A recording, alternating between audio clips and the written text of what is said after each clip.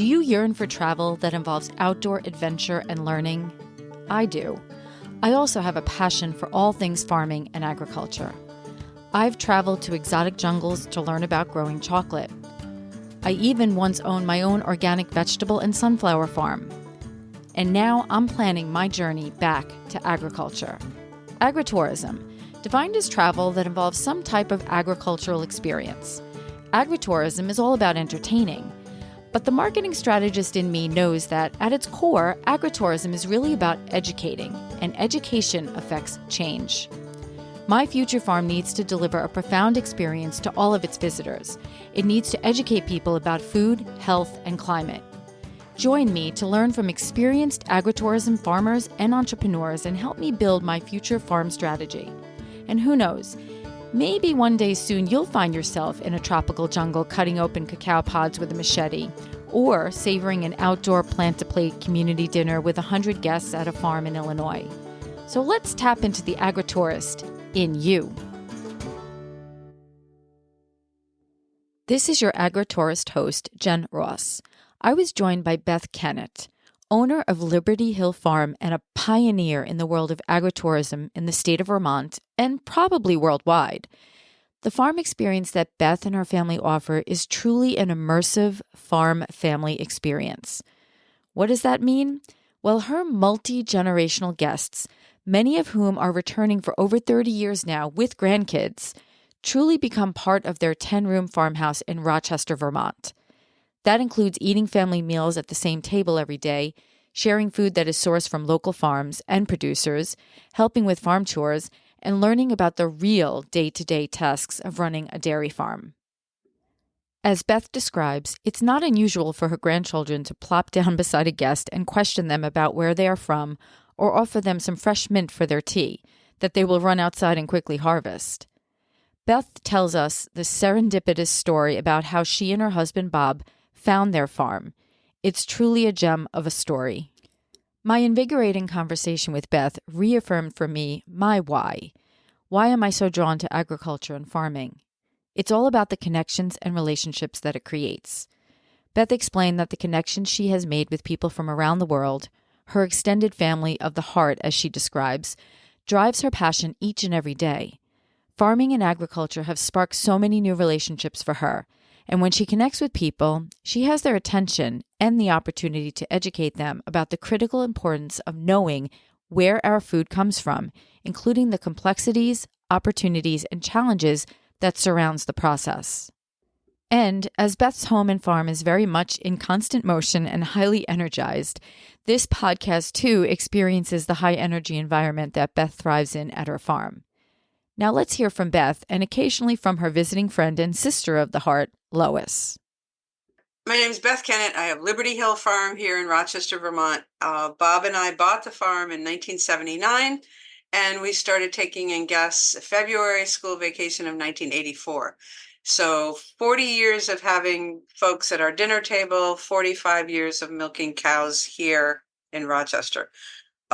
We farm with our son, David, our youngest son, and his wife, Asha, and they have 4 children who are 11, 7, 5, and 3.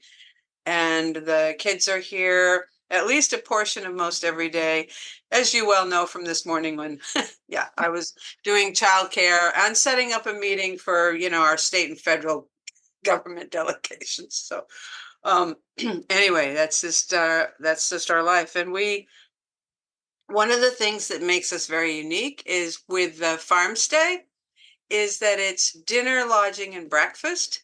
So, and we sit with our guests. So they're not coming to a restaurant. They're not coming to a hotel. They're coming and being part of our farm family. And we sit and we eat with them and we answer questions about the farm and about agriculture and all of that. And so it's a very immersive experience for them. And not everyone realized that before they arrived. So, I've had over 40 years, I've had people arrive at the door looking for the bellhop or the porter. And I'm like, well, I can throw hay bales, I can carry suitcases. And they're like, okay, yeah.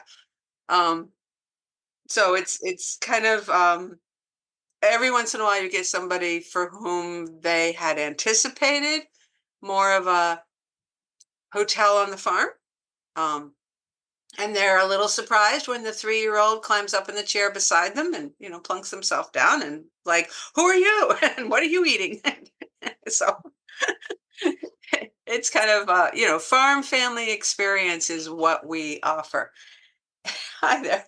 So speaking of which, here is a very dear friend of mine, Lois, who comes and helps me you can say hi to Jennifer. Hi, Jennifer. How are you? Yeah. Do we look like sisters or what? You do. We are. We're sisters of the heart. Indeed. And that's kind of, what happens around here. So I want to back up to you. Just give me a little history on you. How did you get here? Like, did you did you grow up on this farm? I believe you purchased this farm, but were you from Vermont? I grew up in southern Maine on the farm that had been in my mother's family. So I grew up on the farm that had been in my mother's family since 1641. And Wow. actually, my great grandmother was native Abenaki, and there was an Abenaki cemetery up in the Oaks, and then the Hall family cemetery was down by the barn. So I grew up playing on the graves of my ancestors, literally. And that's, yeah. So Bob grew up in New Hampshire, and his family moved to New Hampshire in 1742, 101 years later, kind of thing.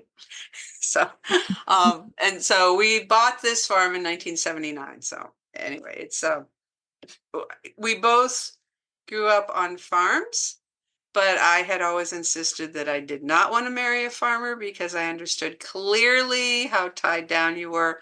But I fell in love with this really cute Marine, and yeah, he'd already gone to UNH and majored in dairy science and Marine Corps, and then came out and wanted to farm, and I fell in love with him. So that meant my life was all about cows. So what was it about this property when you found it that Oh dear. attracted you? Okay. So, yeah, we found this property on our honeymoon, and we then purchased it 4 years later. So when we were planning our honeymoon, Bob did not want to lie on a beach on sand, having just come out of the Marine Corps. That was not his idea of fun, was lying on sand. And I was fine about going to the mountains, which was his happy place, but I wanted to have hot shower, flush toilets. I didn't really want to camp, which was what his family did. So we kind of compromised. He found an ad in Yankee Magazine for a house that we could rent. And this was long before Airbnb and any of that. This was 1975. And so we rented a house, and it happened to be near the Green Mountain National Forest. There was a dirt road that said Green Mountain National Forest. So we went up the road to, explore. And it went up over a mountain and came down the other side of a mountain. And there was this farm. And so we stopped the truck on the side of the road by the lawn, and we prayed. And we said, Lord, someday we'd like a farm just like that.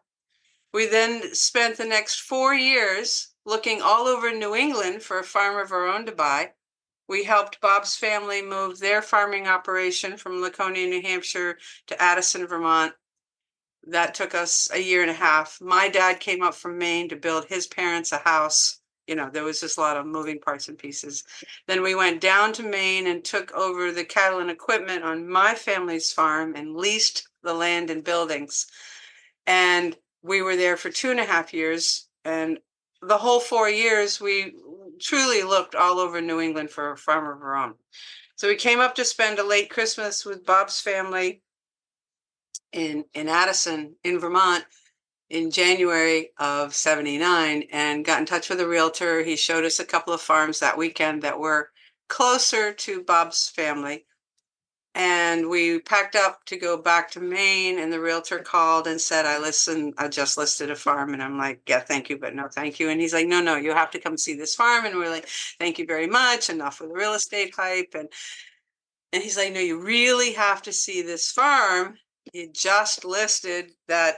I mean, the ink wasn't dry. He was calling from the kitchen of this farm. And we're like, we have to be in Maine to milk cows tonight. And he said, well, can you go back to Maine by way of Rochester? And we're like, Rochester? Because it was an hour away from where we were. And so we're like, okay, the car was completely packed. All I had to do was change the diapers on the babies. And so we got in the car, drove over the mountain to Rochester, was not our normal way of going back to Maine.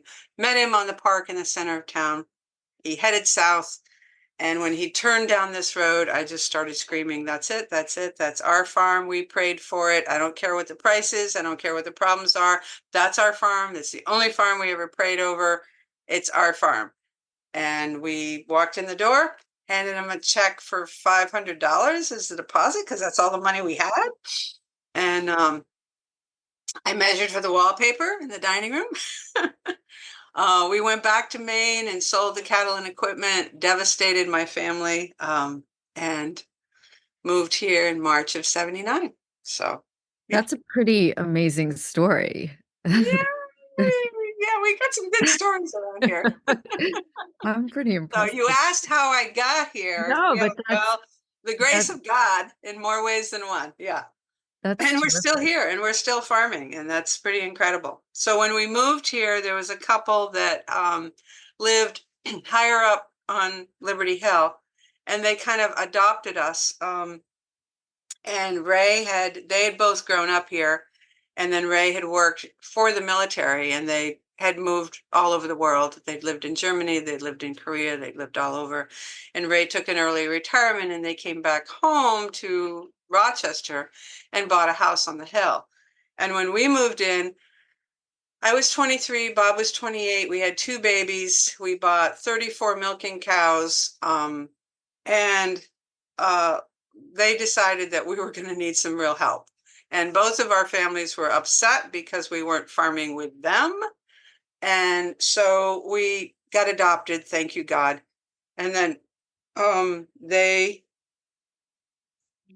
just in 1984, Lena told me to take in, there was a downturn in the dairy economy. So one of your questions that you'd sent ahead was, did I start this for economic reasons? Yes. In the early 80s, there was a lot of volatility in the economy.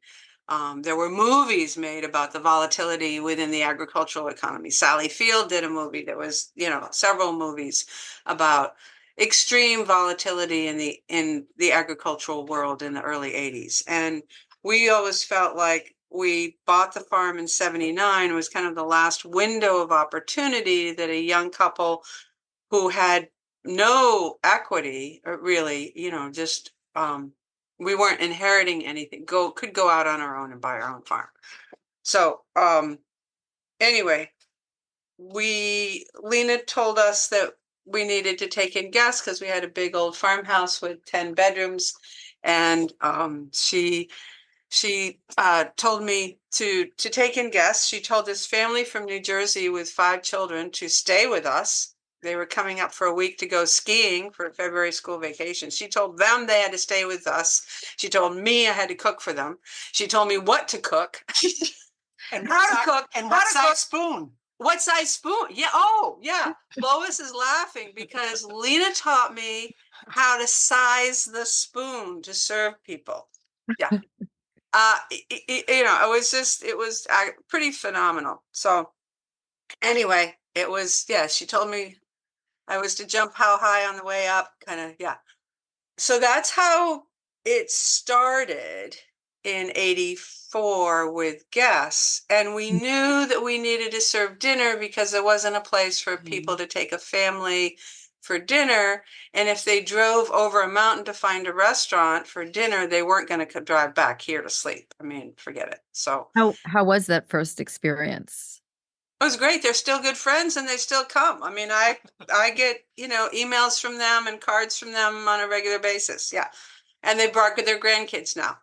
And we have many, many families from the 80s who are still coming, bringing grandkids. Multi-generational. Multi-generational for sure. Yeah, very, very much so. I have, we had the end of September this year. We have several families that over the years have come for Thanksgiving. And this year, none of them could, all for different reasons. And they're not related to each other at all, but they've met here at the farm over the years. And so they communicated with each other in New York City and all agreed on a date and contacted me and said, we're all coming the last weekend of September. You better have room for us. And Lisa, who works for me, and Lois is her substitute, pinch hitter. We decided that we were going to do a Friendsgiving, and we were going to do Thanksgiving, the whole entire enchilada. And we surprised them with the entire Thanksgiving dinner when they were here, and they just thought it was awesome. So I called them my over 30 crowd, because all of them had been here to the farm over 30 times. And Wow. so it was just really cool. It was just a lot of fun. So we just have fun with it. They become your extended family of the heart. They truly do. So Lois is the sister of the heart, but we have a lot of guests who, I mean, Gwen and Lily are coming up Easter weekend, and Lois is going to be here helping me, and Gwen adores Lois. So, we just have these, When I just walked through the kitchen door, I had the most intense feeling that this was like walking into a huge family-friendly hug. Oh, thank you, dear. That's a beautiful way of describing it. Overwhelming feeling that this was like walking into a hug. Oh, thank you. You're welcome. So yeah, that's what we do. And it's we had a mom and her child, who prefers to be called they, them, this past weekend. And oh my land, we had the best time with Beth and Ace, and it was just awesome. And they laughed like with tears of joy, with big hugs. Both Beth and Ace just hugged me, hugged Lisa. Ace was amazing, just an incredible, incredible child. And I said to Beth, I said, you've done a fantastic job. Wow. And they're coming back. They felt welcomed. They felt included. It's just like, that's what you do, is you create family. You create relationships, is I guess the way you're supposed to say it, but we create family. No. We don't do relationships. We do family. Yeah. We do family. It's just awesome. Yeah. And we had another family here this past weekend, Catherine and Dan, and they had 3 little ones, and they just had the best time. And Ace was phenomenal with all these little kids. And it was really funny because there was this other family here also that had 2 little ones. So there were Henry, who is my grandson, who is 3, came in and he was counting. And there were 3 5-year-olds and 3 3-year-olds. And then there was a 6-month-old baby. And he thought that was pretty interesting. And Ace was phenomenal with all those little, you would think, here's a teenager who's, pursuing their own life agenda. Ace was there on the floor with all these little kids. It was awesome. It was just great. I think that speaks to the fact that anyone who comes through this door is welcome. It doesn't matter their gender, their orientation, their color, their ethnicity, where they're from, their political leanings, whatever. Yeah. Everybody is welcome at that table. Well, and I have a platter above my kitchen sink that was made for me by a group of guests from New Jersey. The platter was actually made by my neighbor, who's an incredible artist.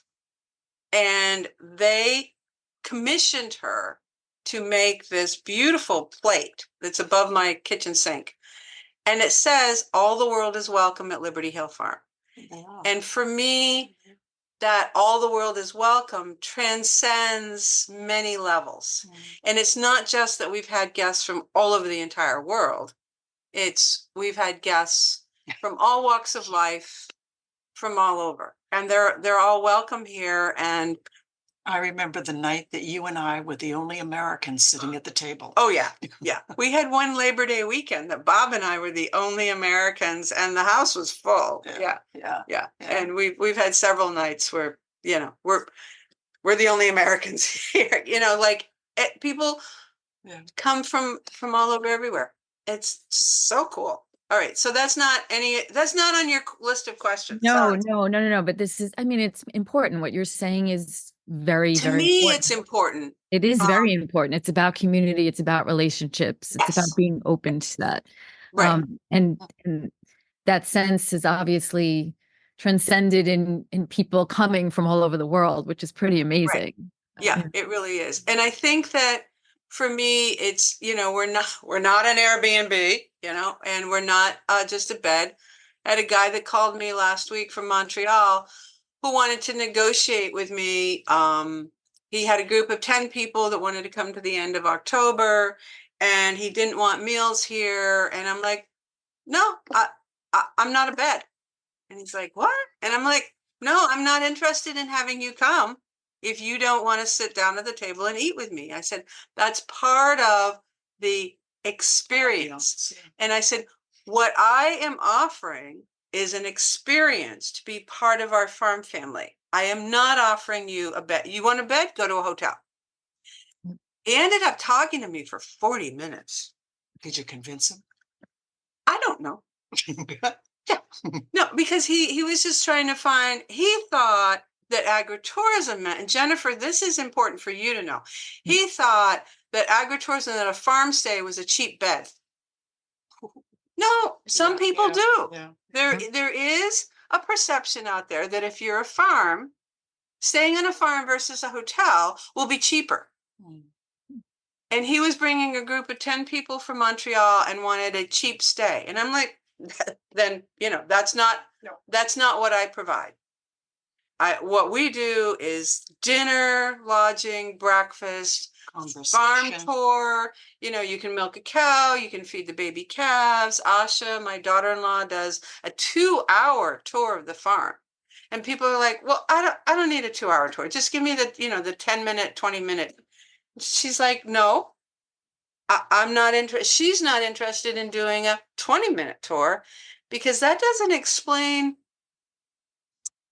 all the complexities of agriculture. That doesn't give her the opportunity to describe how, we have a nutritionist that comes and takes samples, and the samples go out to Cornell to be evaluated, and then we do the ration from there, and we have a hoof trimmer that comes and gives them all pedicures, and we have, all these people in and out that are part of the team to take care of our cows, and the tremendous amount of science and passion and commitment that go into caring for our animals.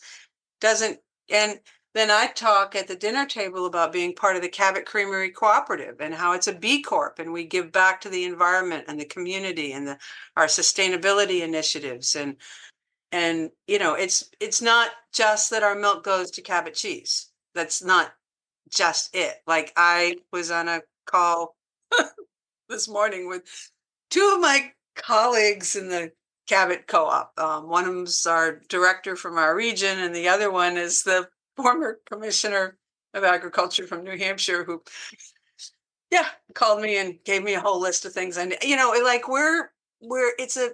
again, the co-op is its own kind of family, and so when people leave here, they've met the cows that make milk for Cabot cheese, but they've understood to a much greater level what goes into that from the farming agricultural perspective, the work that Bob and David put into the cows, from the co-op perspective, what we're doing as a cooperative with environmental stewardship, with community.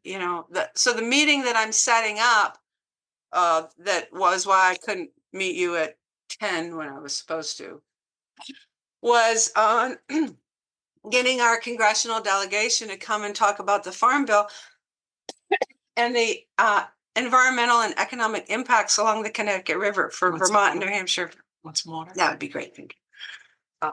So and that's what I'm doing as a representative of our co-op. I mean, there's far more complexity.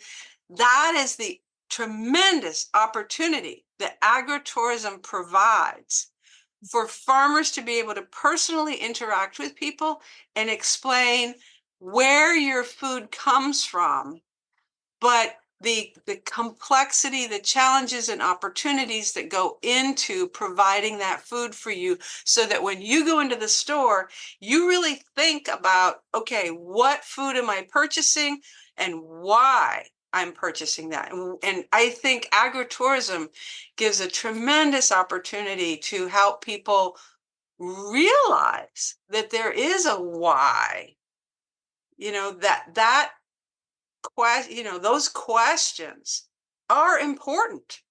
Sorry. No, Obviously, that's a soapbox for me. no. You asked, you wanted to know about me. There you go. No, but I mean, 100% in agreement with you about what you just said.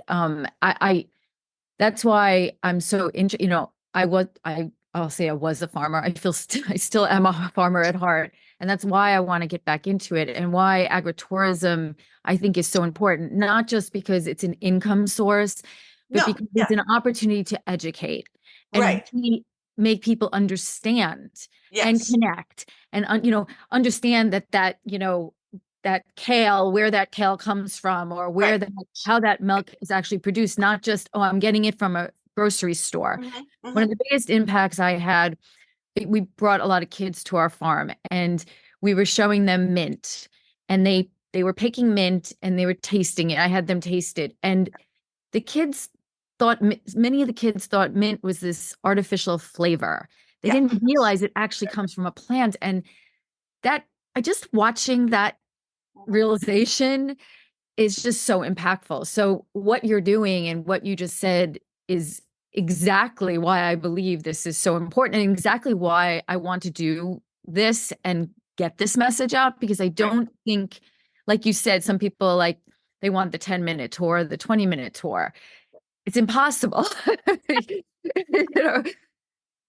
But also, like with mint, my granddaughter Ella is 11. So she's obsessed with mint, and she's taught her 5-year-old brother to also be obsessed with mint. When we have guests who want tea during the summer, during season, Lois is my gardener, in addition to many other things. Ella will go bombing out the back door, pick a sprig of mint, come in, rinse it in the sink, and offer it to them to have with their tea. And they're kind of like a little taken aback by this kid who was like, I just picked you this mint to go in your tea, like, how cool is that? Well, this is an extraordinary. Well, yeah. She's extraordinary. She's going to be the next geneticist for the farm. Yeah, well, yeah. So, but making those connections. So why did I get into agritourism? Yes, I got into it for the economic reason, to keep the farm going. What fuels me, creates the drive to keep it all going, is the people, the relationships, and the opportunity to provide those connections for people.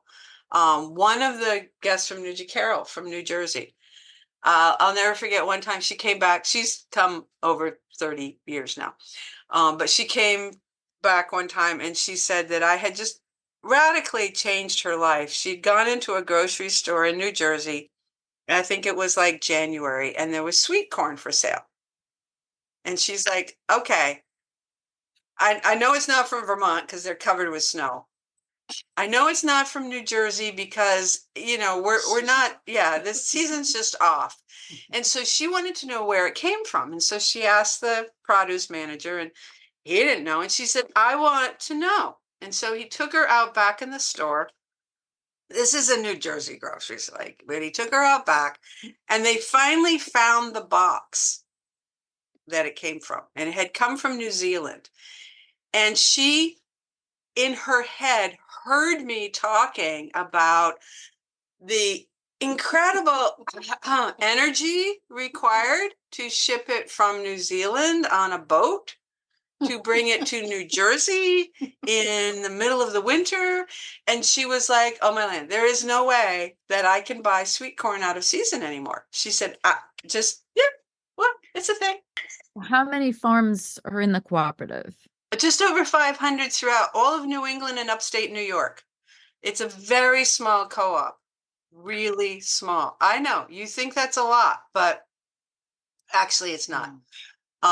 Because that's all of New England, all 6 New England states, and then upstate New York. We go all the way out to like Watertown, New York area. Wow. So Okay. yeah. So Excellent. it's about right around 500 farms. And what has it been in the past? Oh, thousands. Yeah. So here in Vermont, for Bob and I in our career here, so we started farming here in 79. Bob started farming on his own essentially in 76 when we bought the cattle and equipment in Maine. At that time in Vermont, there were between 10 and 11,000 dairy farms shipping milk. We're now down to just over 480. So what I tell Bob is he's in the top 5% of the farms that existed when he started on his, yeah. Wow. And there's actually less than 5% of the farms that existed when we started are still shipping milk. We So, lost 2 more last week. Oh, really? Yeah. Yeah. so they're not dairy farms anymore. What's happening to those properties? So it really varies. Here in Vermont, we have some development stress, but it's not like you live on Long Island. If a 200-acre piece of land came up on Long Island, holy Toledo, you could have 200 houses on it in no time or more. I mean, in Vermont, we have the Act 250 environmental impact law was put in place in the 1960s. That really kept a lid on a lot of the development pressure in Vermont. It also impacts us with economic development in a lot of ways. We don't have the economic development that you see in southern New Hampshire. We don't have the economic development that you certainly see in Massachusetts or other parts of New England. Vermont has stayed in many ways the agrarian Quintessential. of New England. We are almost 80% forested in this state. And it's kind of like we have a lot in common with Ireland and West Virginia in that we stayed green when everybody around us really became more industrialized. That's kind of, I'm not trying to put it in romantic terms. I'm trying to say that with that being said, there's some real challenges for property taxes, we're the second oldest state in the United States. Maine is the oldest. Vermont is the second oldest. We need young people to move in, but we don't have the educational infrastructure or the housing infrastructure to really be able to accommodate new young families. On Long Island, you've got a lot of families that are able to have a home and have a good job on Long Island. Yeah. That opportunity is pretty difficult here. However, with COVID, what we saw was a lot of young families that moved here to Vermont out of the city so that their kids could do the whole outdoor recreation thing and they work remotely. That's cool. That helps Vermont so that, the parents are working remotely, but they live here and the kids can mountain bike and ski and, and do all kinds of things like that. So that actually doubled our elementary school population here in Rochester in the last couple of years. Wow. Significant. Yeah. Yeah. I mean, it went from, 10 to 20 kids. Yeah, I mean, everything's just a different perspective. But we have a problem with the finances and young people being able to afford to live here. They have to have a really good job to be able to afford to live in Vermont. So what happens to the land? Most of the time it goes to another farm, because the dairy farms that still exist are larger, because the next generation of their family can't go out on their own and purchase the land, the buildings, the cattle, the equipment to do their own farm. So land often is then, bought or used by the neighboring farm. It just kind of expands in that direction. So the land base has changed somewhat. The number of cows has stayed the same. The amount of milk is pretty much the same. It's just the number of independent businesses that has radically changed. So when I say that we've gone from 10,000 farms down to 482, everyone who lives away, like you do, immediately presume that it's all become housing development. That's not the case. There are places in Vermont where that's true, around Williston, Essex Junction. The Hill family owned that. The Whitcombs own it. And that has all become shopping mall development. But that's around Burlington. Land conservation. It's biggie. Yeah, well, the hard part with the land trust, land conservation, is they don't want you to do anything with it. So then it becomes trees. And so we see that happen as well, that land that was farmed is conserved by people who don't want anything to be done with it. And then it all grows up to trees. And so it doesn't stay open land either. So land is dynamic. It's going to, things will happen to the land. If you don't farm it, it's going to go back to forest. And in Vermont, it takes 20 years to go from a hayfield to a forest. 20 years, that's it. And then you won't get that back without major, major, major bulldozers. I mean, it's just not going to happen. So anyway, again, that is kind of a digression off your topic. Sorry. No, it is and it isn't. So for your farm, what do you see, how do you see it evolving right now, given the world we live in and so our son David is very, very committed to staying here and farming. And his oldest daughter, Ella, who's 11, is extremely committed to keeping the farm going. I know she's only 11, but if you met her, you would realize that she's a force of nature. And she and her siblings have already decided who's doing what. So Ella is taking over running the cows with her father. Her sister Cecilia, who's 7 going on 8, is supposed to take over the inn because she's very social and gregarious. Leo, who's 5, is going to take over the crops and the field work because he loves to fix tractors with Grandpa.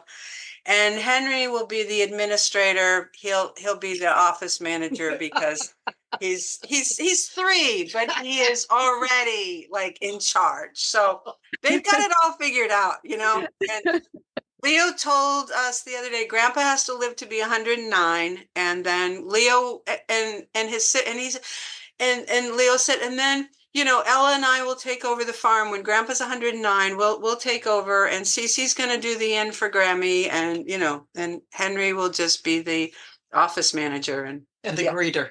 Yeah, the greeter. Yeah. So the session plan is all in place. Yeah. Well, you can retire, huh? No, not yet. No. I'm supposed to keep working for at least another 20 years. They got to get through college, but just minor details. Yeah. That's funny. Well, you think so? Yeah. Well, when they're sitting there next to you, telling you how you're going to do things, It's probably exciting though, in some respects. It's good. It keeps Bob and I going because, we know that they are very, very interested in, they're vested and they care. are. They care. do care. They do care.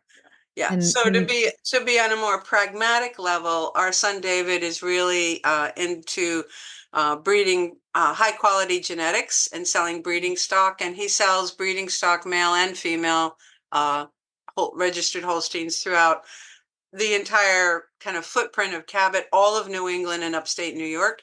And he's having a sale event April 27th, where we have national and international interest.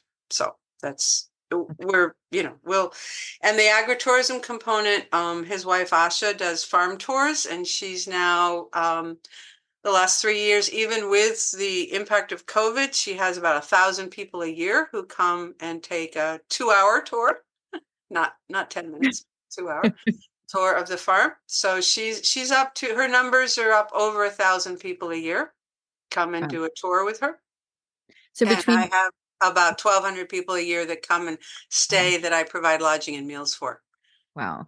So when you look at agritourism in total on your farm, what percentage of the income do you think it is in No, comparison so to that's really awkward because the cows make a lot of milk. So, the cows are like 80% of the income. The agritourism is 20% of the income. But then the cows spend all that they make, let's just say, four-legged females, what are you gonna, Oh, those are expensive. yeah. So they spend about as much as they make. So the agritourism component is still the family living expenses come from that piece.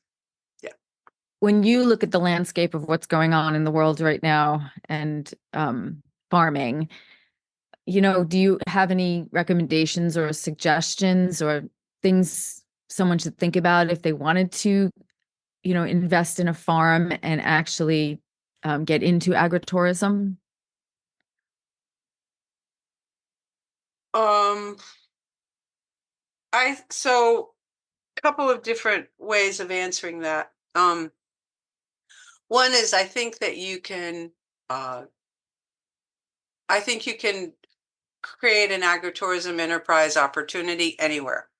I was on the World Agritourism Conference on a panel last year with a gentleman from South America and with a woman from Africa, and they were doing phenomenal economic development in their communities by showcasing agritourism. There's a professor from the university in Mexico that has over 30 different agritourism trails in different regions of Mexico. I mean, there's a cinnamon trail, there's a vanilla trail, there's it's just phenomenal. And the gentleman from South America, he was taking people out to the cacao farms and they were making chocolate. The woman from Africa was working with the women in her community to host tourists there. So you can do agritourism anywhere at all, and people will come. It's the old field of dreams. You build it, they will come. Because I think people are interested in the experience. Other than this guy from Montreal, uh, most people are really intrigued by experiential tourism. And when the experiential tourism adds in the flavors of heritage and culture and food, because everybody needs to eat, um, you really create depth for them. During COVID, I was closed for 11 months, but Asha could still do farm tours because they were outside, socially distanced. It was outdoor recreation. And so she could still do the farm tours, and people came and drove because they wanted something to do, but not inside a building, not close to people, but cows don't have COVID. So I think it's just, so that's one one component of the answer. The other thing is I think it's a really unique economic development opportunity. And when you partner with others in your area, and they don't necessarily all have to be in agriculture. I mean, I'm currently partnering with the maple sugar makers because it's sugaring season. But they don't necessarily, your partners don't all have to be in agriculture. And for many years, we really boosted the opportunities for agritourism by working with the hotel industry. And here in Vermont, we had the Vermont Fresh Network that was the farmer and the restaurateurs working together, the chefs and the restaurants working with farmers, and then putting up, signs in the restaurant saying, or putting on the menu, this food on the menu came from these farms. And I always talk about that at my dinner table. And I've had people, I remember one guy from New Jersey that said he was a little taken aback when I pointed out everything on the table and said, who grew it? And he said he'd never in his entire life, and he was, I don't know, mid 50s, had had a meal where he knew who the source of any of the food. And he just thought it was really weird that Kevin and Paula bring me the eggs and the sprouts, and Stuart brings me the potatoes, and the corn was from Julie, and the maple syrup was from Stuart. Yeah, it was just it freaked him out. It's like I don't know, who the people are that made my food. I'm like, yeah, well, I live in Vermont. In Vermont, you do, because it's your neighbors. That's the way it's supposed to be. So, He was from, uh, he was from New Jersey. yeah, There's yeah. a lot of good farms in New Jersey too. New Jersey is the Garden State. Yeah, but He never thought about. But he never, that just wasn't on his radar. And that's true for a lot of people. They just, so where you want to be depends on what, you have access to for land and capital. But you can be anywhere and create, an opportunity for yourself.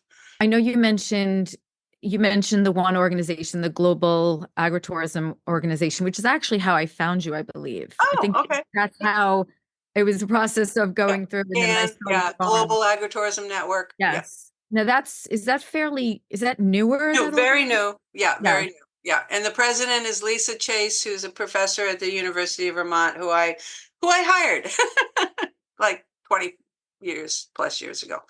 Yeah. So Lisa's fantastic. And she's been working with me. I don't know, it's probably been 25 years. Yeah. Something like that.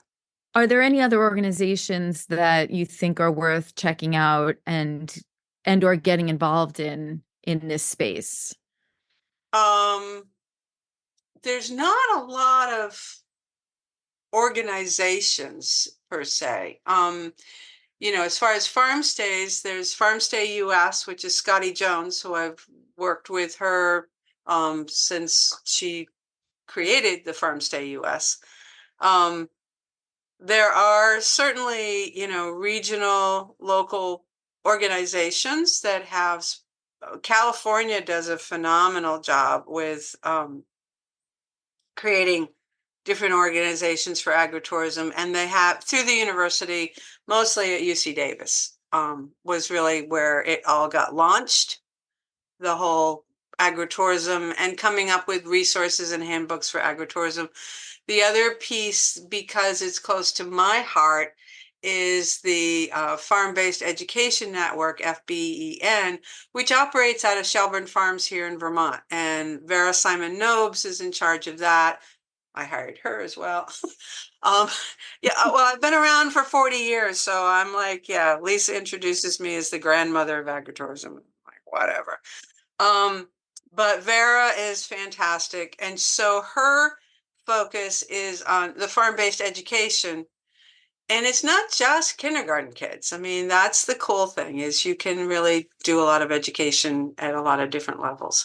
But she works out of Shelburne Farms, and they've always had a tremendous focus on education there. So that's another network organization. There aren't a lot. I mean, you talk to Cornell, there's probably somebody doing something out of the Cornell Extension. Okay. And Cornell Extension is there on Long Island. Talk to your land grant university. And yeah, we don't really have I mean, Vermont Farms Association no longer exists. We're now part of the Vermont Fresh Network. Because we couldn't get funding. It was an interesting moment in time in which tourism didn't want to give us funding and agriculture didn't want to give us funding. And so the Agritourism Association didn't keep going. So fortunately for us, Lisa Chase at the University of Vermont understood its value and significance. So she kept it going. And Vera Simon Nobes with the underwriting from Shelburne Farms helped keep it going. And so there are, at the University of Vermont, there's a, uvm.edu/agritourism, there's resources and information there that has stayed in place. But as far as associations and networks, yeah. Do you get to travel much? No, no, not at all. Yeah. Yeah, it's hard for us to even consider traveling. And I'm not, so when I thought about your question, I mean, I went to Ireland in 1998 with Senator Leahy, and it was absolutely phenomenal. And it was like, pinch me, pinch me, pinch me. It was just great. And Bob Sowas thought that he would love to go to Scotland, where his ancestors came from in the early 1700s. And we have a woman who had been an exchange student of ours 24 years ago that came back this summer from Switzerland, and she's always wanted me to come. And as I was thinking about it, I'm like, it's not so much the geography or the travel. I mean, my very dear friend wants me to travel with her, and she actually paid for me to get a passport. I'm like, she really desperately wants me to travel with her. And I guess I'm just a relationship person. Like, I would travel with her to be with her. I would go to Switzerland to be with Madeline. I'm sure if I went to Ireland or Scotland, I would meet people and make connections. But for me, it's not so much the topography as it is the relationships. And that's what I try to provide here. And that's what I would do wherever in the world you plunked me down. I would be like, okay, who can I meet? Who can I connect with? What can we talk? What can we share together? How can we share our lives together? I was on a stage in a hotel, and this guy from South America and this woman from Africa, we had the best time. She hadn't really spoken a lot at conferences, and so she was incredibly nervous. And I got to hold her hand, and I got to help coach her as she spoke on the stage. We were on the stage, and I'm like, it's okay. So, like, talk about that. Like, tell us about this. And she just felt like I helped her through that presentation that was hers.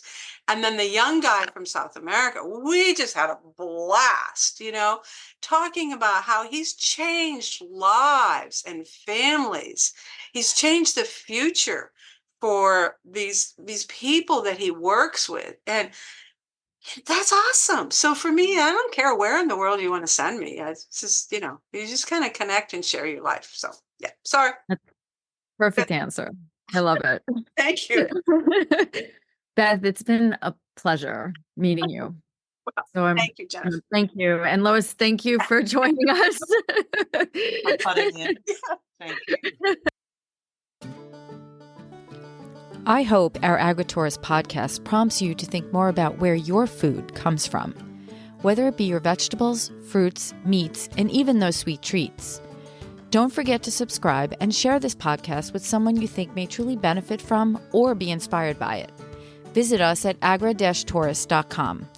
Until next time.